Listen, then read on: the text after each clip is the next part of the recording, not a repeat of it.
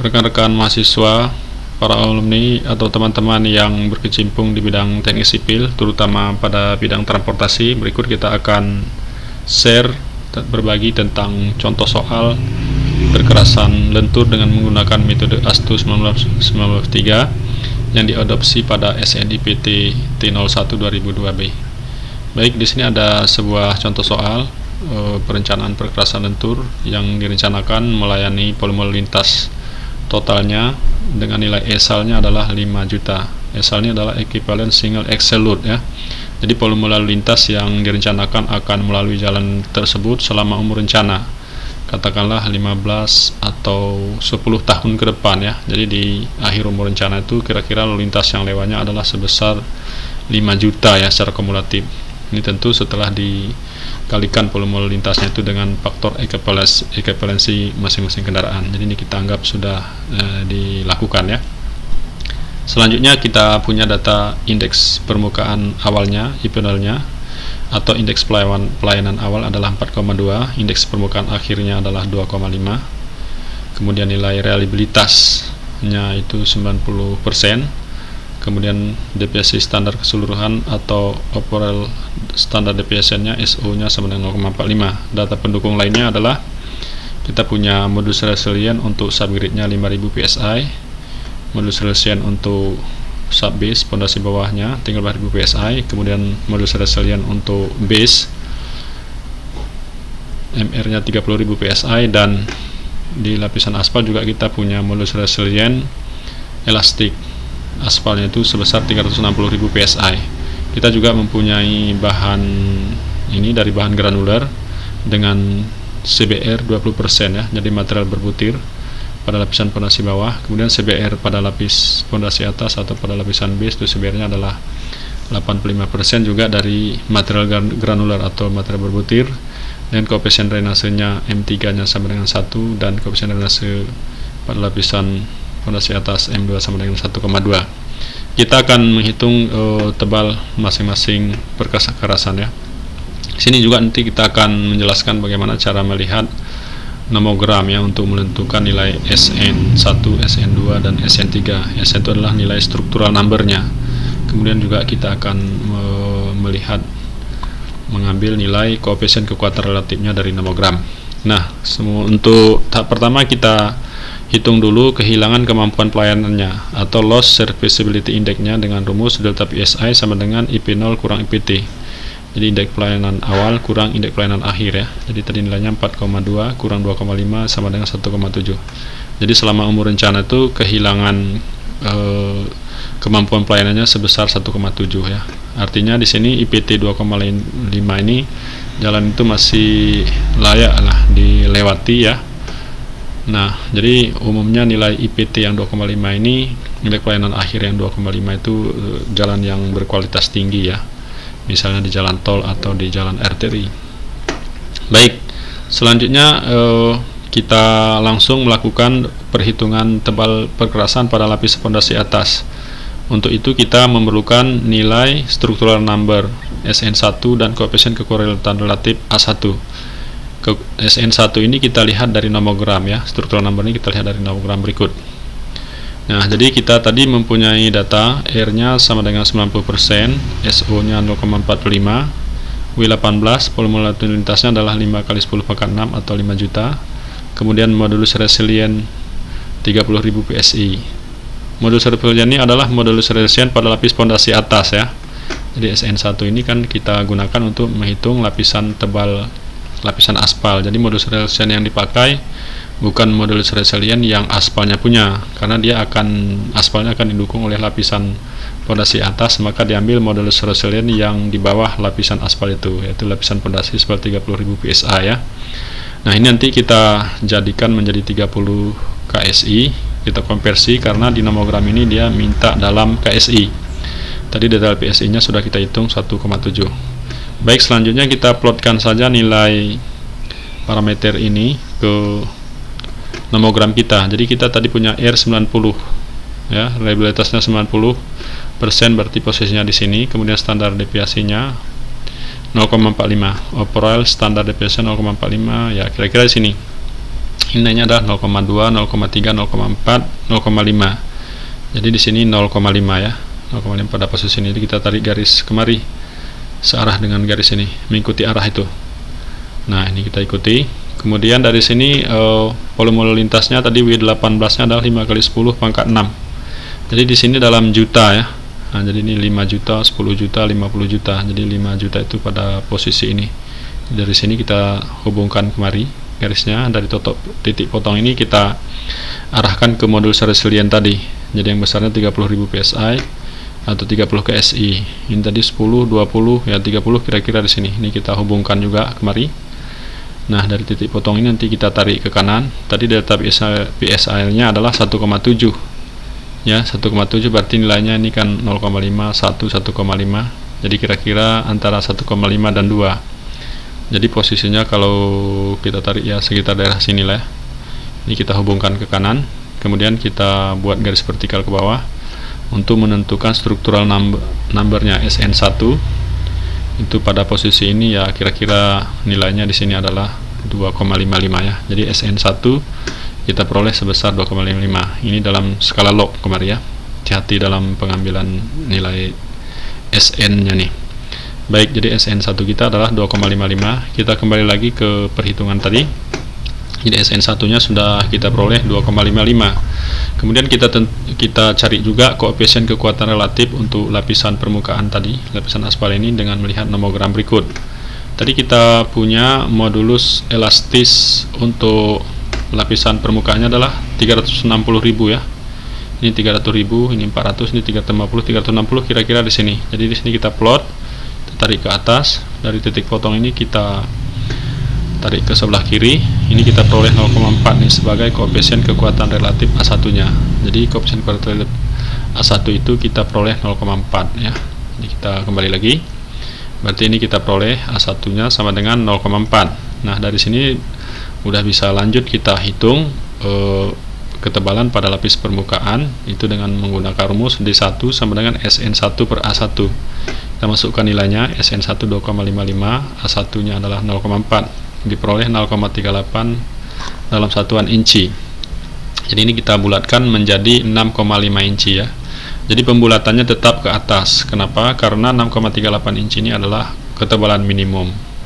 Nilai 6,5 yang kita bulatkan ini nanti akan menjadi nilai D1 bintang yang akan kita pergunakan untuk perhitungan ketebalan perkerasan pada lapis berikutnya, yaitu pada lapis pondasi atas ya. Jadi ketebalan lapisan aspalnya kita peroleh sebesar 6,51 inci sesuai hitungan kita itu. Selanjutnya kita akan lanjutkan menghitung tebal lapisan perkerasan pondasi atas. Jadi ini juga kita lihat struktur numbernya dulu dan koefisien kekuatan relatifnya. Jadi untuk SN2 kita langsung masuk ke nomogramnya. Tadi kita punya data-data yang sama ya, kecuali yang beda adalah modulus resiliennya. Modulus resiliennya ini yang diambil karena ini pada lapisan pondasi atas, modulus resiliennya yang diambil adalah pada lapisan pondasi bawah. Tadi sebesar 13.000 PSI, ini kita rubah dulu konversi. Kita bagi 1000 ya menjadi 13 KSI ya, yang akan kita plot nanti di sini. Karena R-nya sama, SO-nya sama, dan W18-nya sama, berarti garis yang tadi ini sama, kemudian ini juga sama ya. Yang beda nanti di sini. Ini adalah 13 KSI. Kira-kira posisinya adalah kalau ini 10, 15 ya sedikit di bawah ini ya. Ini juga dalam skala log, jadi hati-hati dalam pengambilannya. Oke. Ini 13 tuh ya kira-kira di sini. Kemudian kita tarik ke kanan. Tadi di 1,7 delta PSI-nya kira-kira sini ya. Ini garis horizontal ke kanan. Kemudian kita arahkan ke bawah untuk menentukan struktural number yang kedua, SN2. Di sini kita peroleh ya kira-kira sebesar SN2-nya adalah 3,7. Jadi SN2 kita peroleh 3,7. Ini kita bawa lagi ke perhitungan kita tadi. Ya, SN2-nya 3,7. Kemudian koefisien kekuatan relatifnya A2 juga kita lihat dari nomogram ya. Jadi tadi kita punya nilai CBR untuk lapisan pondasi atas tadi adalah 85 ya. Jadi nilai ini 70, ini 100. Jadi 85 itu kira-kira berada di sini. Nanti kita tarik garis ke sebelah kiri. Ini untuk memperoleh nilai A2 di sini ya. Jadi ini nilainya di sini 0,12, 0,14. 0,13 kira-kira di sini, berarti nilai A2 nya adalah sebesar 0,135. Oke, kita peroleh nilai A2. Kemudian kita tentukan juga tadi ada koefisien drainase ya. Untuk lapisan pondasi atas tadi koefisien drainasenya diketahui 1,2. Maka kita hitung tebal lapisan perkerasannya dengan menggunakan rumus D2 sama dengan SN2 kurang A1 kali D1 bintang per A2 kali M2. SN2 nya dari nomogram barusan, kemudian A1 nya nanti kita masukkan 0,4 yang ini. D1 bintang adalah nilai aktualnya tadi ya, 6,5 inci untuk D1 nya nih. Jangan diambil yang 6,38. Nah, ini karena sudah kita bintangi. Kemudian A2 nya adalah koefisien kekuatan relatifnya di lapis fondasi atas tadi 0,135 dan koefisien drainasenya 1,2. Ini kita plot saja nilainya. SN2 nya ini 3,7, A1 nya 0,4 tadi, D1 nya 6,5 ini, kemudian A2 nya 0,135 ini, dan M2 nya adalah 1,2. Jadi kita peroleh nilainya adalah 6,8 inci. Jadi kita bulatkan ke atas sebesar 7 inci. Nah, berarti sekarang itu kita sudah memperoleh tebal lapisan perkerasan pondasi atas itu sebesar 7 inci. Baik, kita lanjutkan terus menentukan tebal lapisan pondasi bawah nanti di sini. Ini juga identik dengan yang di atas ini tadi, kita tentukan juga SN1, SN3-nya ya. Di persis sama juga kita lihat nomogramnya SN3 dan A3. Ini SN3. Data yang lain sama kecuali modulus resiliennya. Karena ini pada lapisan pondasi bawah SN3 ini, maka modulus resiliennya diambil adalah pada lapisan tanah dasar ya. Tadi kita punya modulus resilien tanah dasarnya adalah 5000 PSI. Atau sama dengan 5 KSI ini dibagi 1000. Nah, kemudian tadi nilai reliabilitas dan volume lintasnya sama, tentu garis ini sama ya. Ini sama, kecuali nanti di modulus resiliennya ini akan berubah. Ini 5 KSI itu ya di sini tepat kebetulan di garis ini. Ini kita hubungkan aja garisnya. Kemudian kita tarik ke kanan. Delta base-nya 1,7 tadi. Kemudian kita tarik garis vertikal ke bawah untuk menentukan structural number. Ya, di sini kira-kira sekitar 5,1 lah ya.